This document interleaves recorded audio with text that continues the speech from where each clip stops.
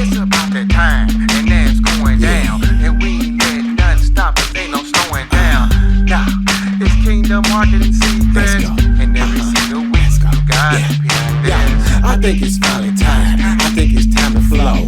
I think it's time to start this podcast so they can know the right tips and strategies that bring success. It calls heaven on earth and our busyness. But this is all true because he changed the game and brought the kingdom to every soul representing his name. Now position yourself in him to be blessed and bring heaven on earth in your busyness. It's about that time and now it's going down. And we ain't letting nothing stop us, ain't no slowing down. Nah, it's Kingdom Marketing Secrets. And every single week you gotta pick this. It's about that time and now it's going down. And we ain't letting nothing stop us, ain't no slowing down.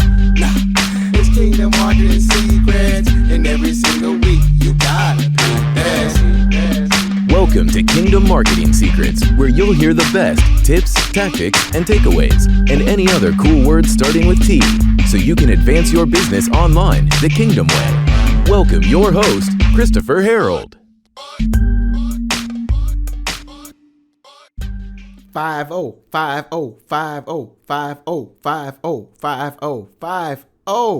What's up, everybody? This is Christopher Harold, guys, the marketing Superman, Mr. Over-Deliver himself, the founder of the God's Masterpiece Academy and the Money Marketing Masterclass, guys. And 50505. I got it backwards. 50505050. What's going on? Oh, man, guys. This is episode 50. 5050. And welcome. Wow, this is pretty awesome. When God gave me an inspiration to start this podcast in September of 2019, I had no idea where we would be. I had no idea how far this would go. And now I just think we're just getting started. So, episode 50. So I'm excited. Welcome. Congratulations for being here. You have landed in the right place. If you're checking me out for the very first time, welcome, my friend. Oh, you're in for a treat. And definitely leave me a review as well. Let me know what you think about this podcast, guys. Definitely subscribe to this podcast as well. I appreciate if you do that, and share the love, share it with others as well. So episode 50. And so 50 is a special number, and this is a really great occasion.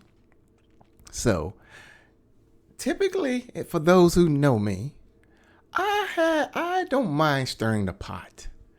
So today's episode, I'm going to share with you why I am leaving Christianity.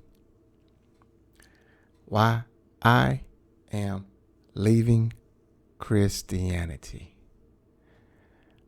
That may cause some serious ground waves, shock waves, tremors.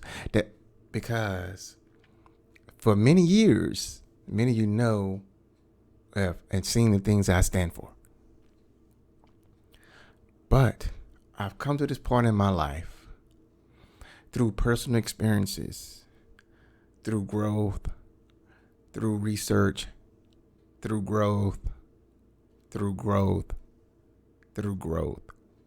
where it's time to walk away from Christianity. And I'm explaining to you why in this episode 50. Now, let me get this out the way really quick. Before you get to questioning and wondering, man, is Chris backsliding? Man, is Chris leaving the faith? Man, is Chris leaving the church? Man, is he becoming another religion? Is he joining another religion or what? Let me go ahead and get it out the way. I am leaving Christianity, but I'm not leaving Christ. Let me explain. Christianity is a religion made by man, not by Jesus Christ. And for over 2,000 years, the religion of Christianity has been disguised as what people looking for and what people actually need. When in all actuality, people are out there looking for one thing and one thing alone, and that is the kingdom of God. Even the King of Kings himself, Jesus Christ, did not come to earth 2,000 years ago. God in the flesh. Yes, he was. Yes, he is. He did not come to earth to start a religion. You don't believe me? Read the 4 Gospels and tell me the one singular message that sticks out more than anything else. And tell me where you see he came to start a religion called Christianity. Just show me. If you can show me, I will stay in Christianity. But you won't find that anywhere. But what you will find more than anything else is the topic of what? The kingdom. The kingdom, the kingdom, the kingdom, the kingdom of heaven, the kingdom of God. And if you guys have been wise enough to take my money and marketing masterclass, on day number 2, I break down what a kingdom is. And I'm going to share a little bit of light for you guys who might have missed our money and marketing masterclass. Make sure you go join the next one. Let's go to moneyandmarketingmasterclass.com and register for the next one. You do not want to miss this. But a kingdom is not a religion. So you and I have been taught religion all our life. You and I have been taught and given a substitute all our life. Yet that's not what Jesus came here to teach. Listen.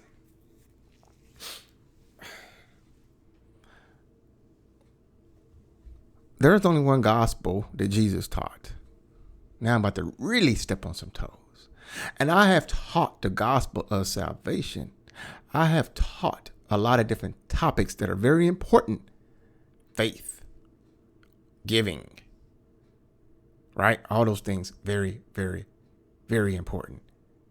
Healing, miracles, speaking in tongues, prophecy, all those things, very, very, very important. Yet, that's not what Jesus emphasized when he came to planet Earth. What did Jesus emphasize? The kingdom of heaven. And since the kingdom is a government and not a religion, why are we practicing a religion? See, when you practice the religion of Christianity, you fall in the same category as Islam, the same category as Judaism, the same category as Buddhism, Hinduism, and all the other isms. That's why the world sees Christianity just as equal as any other religion. But not the kingdom. Matter of fact, let me read you an excerpt from Dr. Miles Monroe. I'm going to read this to you. And it's called Religion versus Kingdom. So I'm gonna read this to you. It says, the power of religion lies in its ability to serve as a substitute for the kingdom and thus hinder mankind from pursuing the genuine answer to his dilemma. My study of the nature of religion and how it impacts the process of man's search for the kingdom uncovers several significant truths. Truth number 1. Religion preoccupies man until he finds the kingdom. Truth number 2. And I'm not going to keep saying truth number 1, truth number 2, truth number 3. All right, I'm just going to read them. Next one. Religion is what man does until he finds the kingdom. Listen to that. What man does.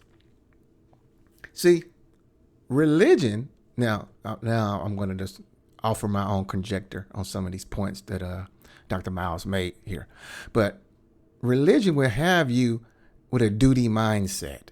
Religion will have you at the church building 4 or 5 days a week doing a duty, not because you enjoy it, not because you sense it's your calling, but doing a duty. Ask me how I know.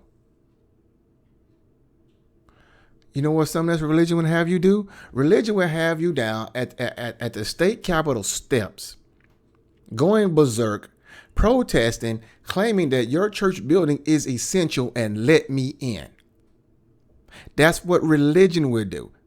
Religion will have you do that, not the kingdom. Religion. Religion is made by man.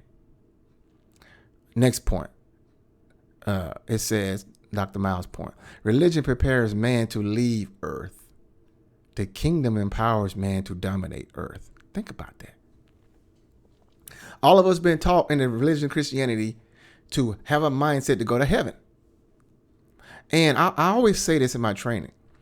If God's sole intent was for you just to be born again, so you can make it into heaven when you die, to avoid hell, why didn't he kill you? Why didn't he stop your heart from beating the day you got born again? But the mindset of religion is all about leaving earth. But in Genesis 1:26, before the fall of man, where there was no religion, what did God tell man to do? He said, let us make man in our image so man can have dominion over the earth. All right, next point. Religion is reaching up to God. The kingdom is God coming down to man. We often say that a lot of times with Jesus Christ. We say Jesus Christ, most religion, and we love to compare other religions. We love to say Islam and all the others.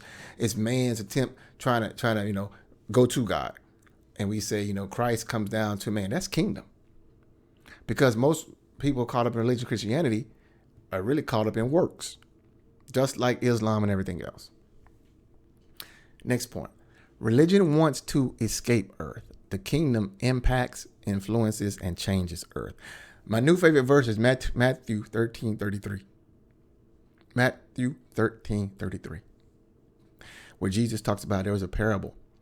And let me read it for you because I want y'all to hear this. My big Bible is downstairs, but let me read this to you because I want you to hear. I was sharing this today with one of my clients. The kingdom of heaven is like the yeast a woman is used. This is the New Living Translation. The kingdom of heaven is like yeast a woman used in making bread. Even though she put only a little yeast in 3 measures of flour, it permeated every part of the dough. Let me read to the New American Standard. The kingdom of heaven is like leaven, which a woman took and hid in 3 pecks of flour until it was all leavened. Now, this word leaven in the Greek actually means influence. So let me read this what this word actually means. The kingdom of heaven is like influence, which a woman took and hid in 3 pecks of flour until it was all influence. See, you're called to have influence here and to influence right where you're at on earth. Not to be worried about escaping earth, worried about going to heaven. That is religion. Religion wants us to escape the reality of earth, get away from earth. The kingdom wants you to impact, influence, and begin to change earth right where you're at. Totally different mindset. That's why I'm leaving Christianity, and probably you should too. Another point. Religion seeks to take earth to heaven. The kingdom seeks to bring heaven to earth. See, it's pretty powerful when you really get this in your spirit, and you will see that God gave us domain of the earth, right? God gave us domain of this earth. And even when Jesus said in his Lord's Prayer, he said, well, our Father, which art in heaven. Our Father is in heaven. And we are supposed to be